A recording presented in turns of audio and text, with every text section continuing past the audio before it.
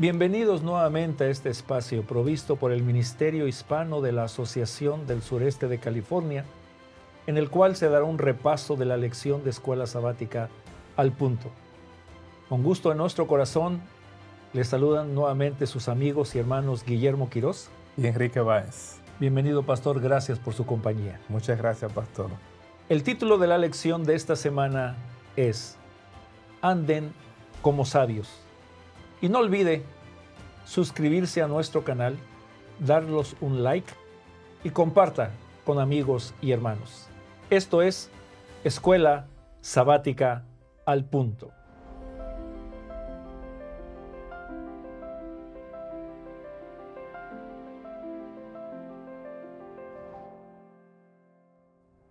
Los puntos al punto de la lección de esta semana son los siguientes. Camina en el amor de Jesús, camina como hijo de luz y camina como sabio en Jesús. Pastor Pablo nuevamente insta a la congregación de Éfeso a caminar de una manera diferente. A través de la epístola, Pablo ya ha puesto su base al decir, andar significa un estilo de vida. Capítulo 1 nos dice, versículo 4, Él ya nos escogió, Dios nos escogió para ser santos. En el versículo 12, para que seamos para alabanza de su gloria. Capítulo 2, versículo 1 al 2, anduvisteis en otro tiempo muertos en delitos y pecados. Versículo 3 del capítulo 2, han caminado en su vida anterior en los deseos de vuestra carne, haciendo la voluntad de la carne y los pensamientos. Pero ahora estamos, versículo 4 del capítulo 2, sentados en lugares celestiales con Cristo, creados para buenas obras. Ahora, pastor, somos conciudadanos juntamente con los santos y miembros de la familia de Dios. Y debemos andar con un llamamiento digno, ya no como los gentiles que caminaban con la vanidad de su mente, dejando a un lado la manera pasada de vivir, todo un nuevo estilo de vida. ¿Por qué enfatiza Pablo tanto, pastor, el estilo de vida? Esto puede presionarnos a vivir una vida que no es la genuina. ¿Por qué enfatiza tanto Pablo el estilo de vida? Pastor, como usted acaba de citar una vez más ese pasaje que vimos, ¿verdad?, en nuestro estudio, Efesios 4:17, no andéis como los otros gentiles que andan en la vanidad de su mente. Es interesante que esa construcción, esa descripción, es precisamente la que el rey Salomón, el sabio, utiliza en el libro de Eclesiastés para designar lo que es vanidad. Toda persona que vive una vida sin Dios vive una vida de vanidad. El andar sin Dios es andar en una vida de vanidad. Y claro, nosotros ya decidimos andar con Cristo, caminar en Cristo. Y claro, en esta sección el apóstol una vez más nos va a recordar a nosotros que eso debe ser reflejado a través de esa vivencia. Como vimos, ¿verdad?, en el estudio, debemos de vestirnos de Cristo. Varios lugares Pablo va a transmitir estos mismos conceptos. Por ejemplo, en Colosenses, el capítulo 3, los versículos 12 y 13, él presenta estas ideas cuando dice, vestíos pues como escogidos de Dios, como escogidos de Dios, santos y amados de entrañable misericordia, de benignidad, de humildad, de mansedumbre, de paciencia. Y aquí viene el texto, ¿verdad?, que conecta muy bien de la forma que él termina el versículo 32, soportándoos unos a otros y perdonándoos unos a otros, si alguno tuviera queja contra otro. De la manera que Cristo os perdonó, así también hacedlo vosotros. Pablo terminó el capítulo 4 de Efesios diciendo, antes sed bondadosos unos con otros, misericordiosos, perdonándoos unos a otros, como Dios también os perdonó a vosotros en Cristo. Así que nosotros necesitamos andar en esa nueva vida de perdón, de reconciliación y estando en paz los unos con los otros, reflejando, ¿verdad?, esa gracia que ya hemos experimentado de parte de nuestro Salvador Cristo Jesús. Pastor, el capítulo 5 inicia con una frase muy hermosa, pero puede ser complicada. El apóstol nos invita, sed imitadores de Dios. ¿Qué problema yo puedo encontrar en este verso? ¿Soy salvo por la gracia o soy salvo por imitar la vida de Jesús? ¿En qué aspectos es Jesús nuestro ejemplo? Específicamente, pastor, ilústrenos, por favor, ¿qué quiere decir Pablo en este versículo? Bueno, cuando nosotros miramos este pasaje, pastor, quisiéramos tal vez que Pablo escoja otro ser para que nosotros imitemos, no porque Dios no es el ideal, pero es la única vez en el Nuevo Testamento y en la Biblia, voy a decir esto así, que el texto sagrado dice, y claro, Pablo está haciendo esta declaración: sed imitadores de Dios. Esto es extraordinario por muchas razones. Pablo, claro, en más de una ocasión, él va a decirle a sus oyentes: sed imitadores de mí como yo de Cristo. Pablo se presenta como alguien que sigue, que imita a Jesús. Pero en este particular, en esta sección, él dice: sed imitadores de Dios. Y claro, Pablo no te está diciendo a ti que tú pretendas ser Dios, que tú trates de creer que tú estás por encima de todo, porque solo Dios es Dios. Pero ¿en qué aspecto podemos nosotros imitar a Dios? De muchas maneras pudiéramos decir.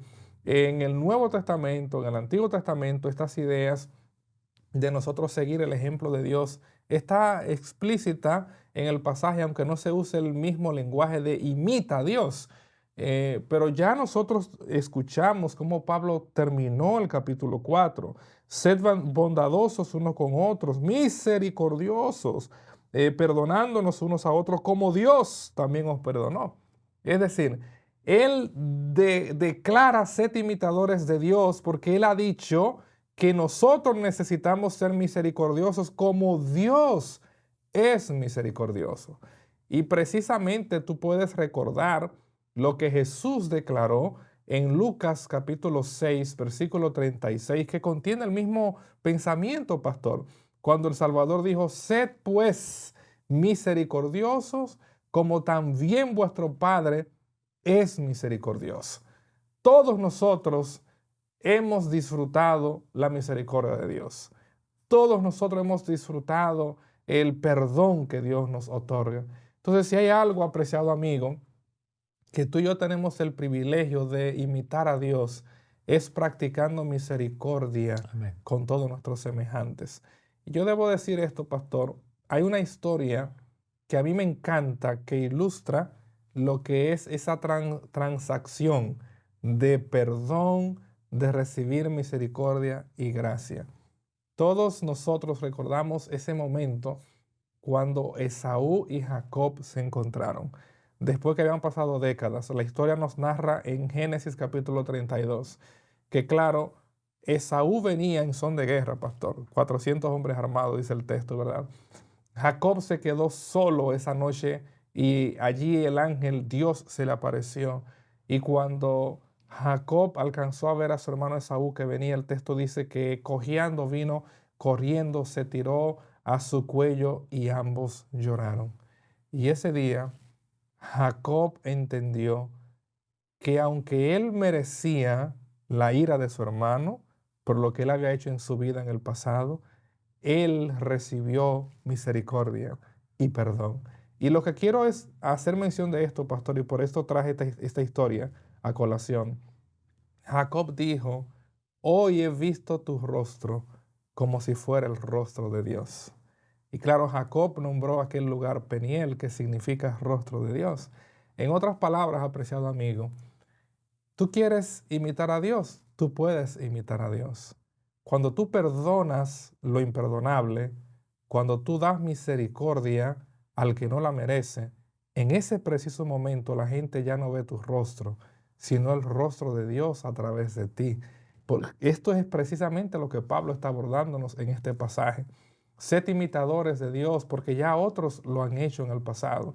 Y ahora Jesús espera que tú seas misericordioso, que tú seas benigno, que seas bondadoso, no con el que merece, sino con todos, porque Él es exactamente lo que aplica a ti y a mí.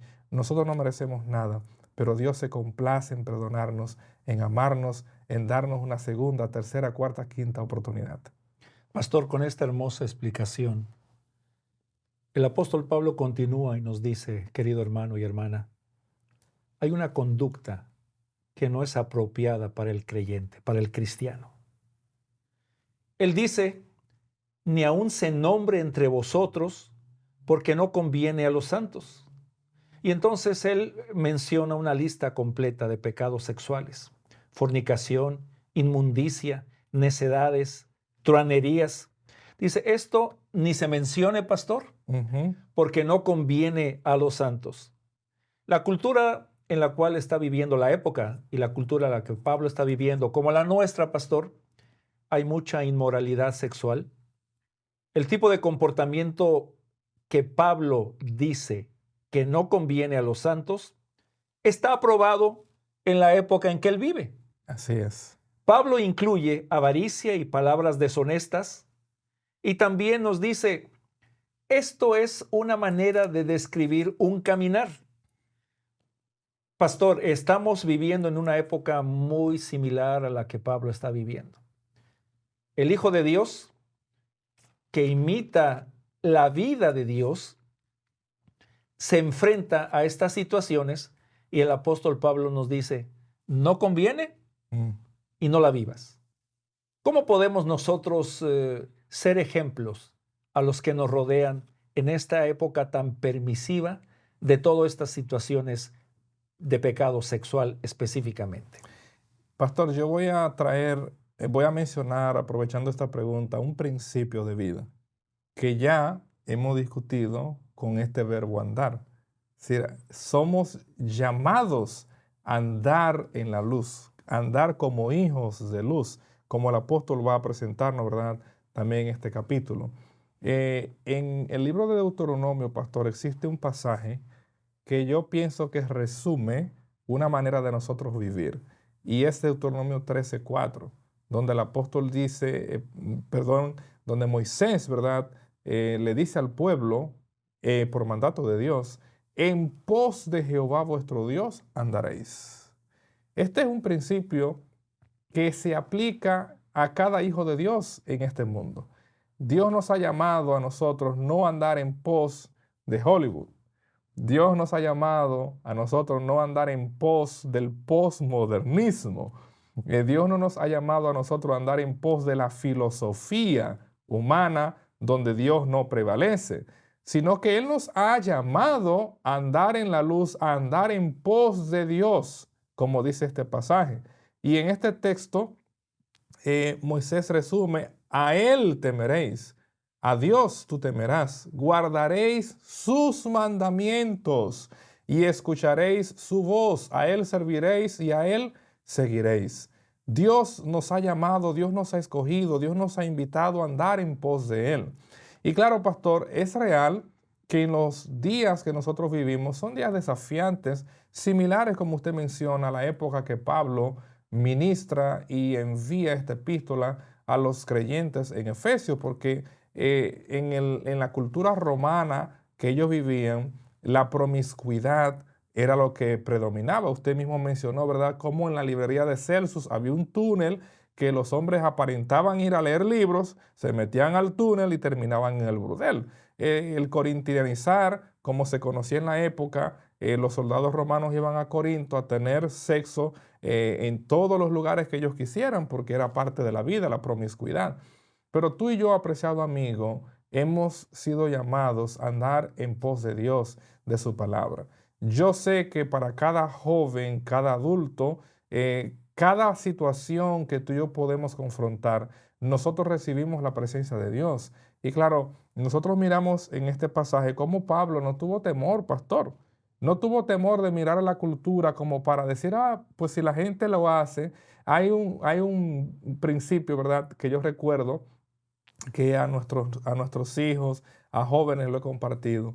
El hecho de que la mayoría lo hace no quiere decir que es correcto.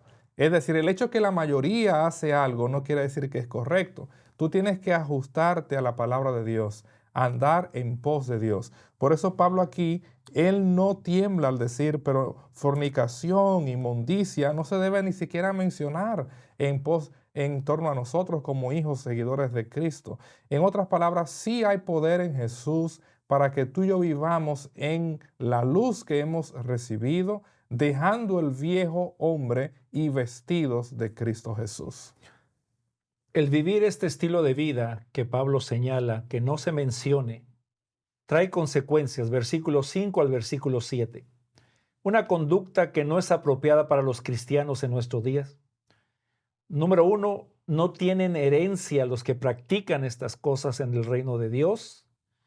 Y con estas cosas, como resultado de practicar estas cosas, viene la ira de Dios. Por eso Pablo dice, no participen y no se dejen engañar con palabras vanas, como dijo usted, pastor. Es que todo mundo lo hace, es que un poquito no es tan malo, es que con palabras vanas que pueden excusar o minimizar el pecado.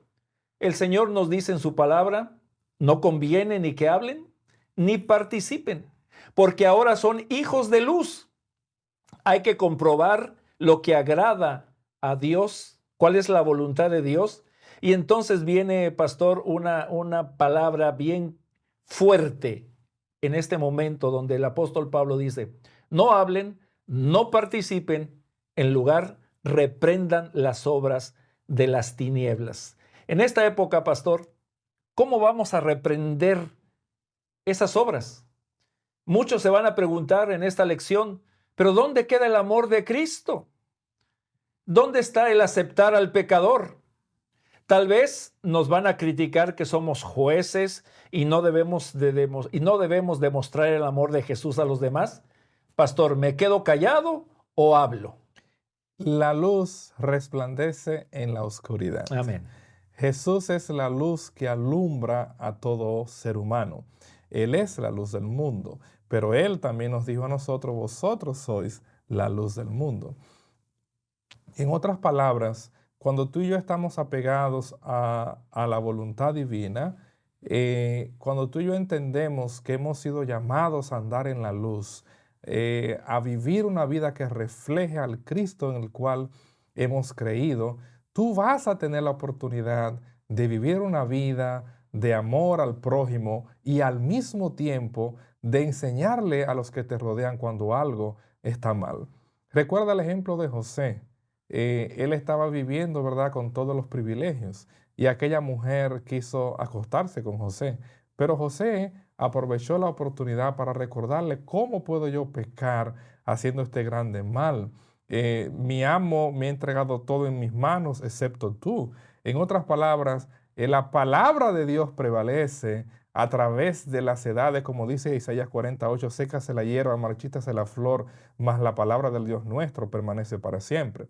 No deja de ser cierto, pastor, que como hijos de Dios debemos de corregir al que puede estar caminando en las tinieblas o siguiendo lo que culturalmente es aceptable, con el mismo espíritu que el apóstol presenta en 2 Timoteo, cuando él escribe en la segunda epístola a Timoteo en el capítulo 2, versículo 25, cuando él dice que con mansedumbre, con sencillez, corrija a los que se oponen, por si quizá Dios les conceda que se arrepientan para conocer la verdad.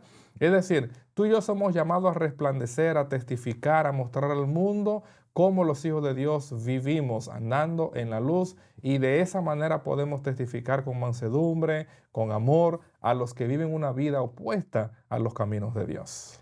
El apóstol Pablo termina esta hermosa sección, versículos 19 y 20, diciéndonos lo siguiente. La vida llena del Espíritu Santo es una vida marcada y llena por la adoración y la gratitud a Dios. Cuando estamos llenos del Espíritu Santo, tenemos el deseo de adorarle a Dios y alentar a otros en su adoración a Dios. Aquellos que están llenos del Espíritu Santo alaban naturalmente salmos, himnos, cantos espirituales y sobre todo dando siempre gracias a Dios por todo. Querido hermano,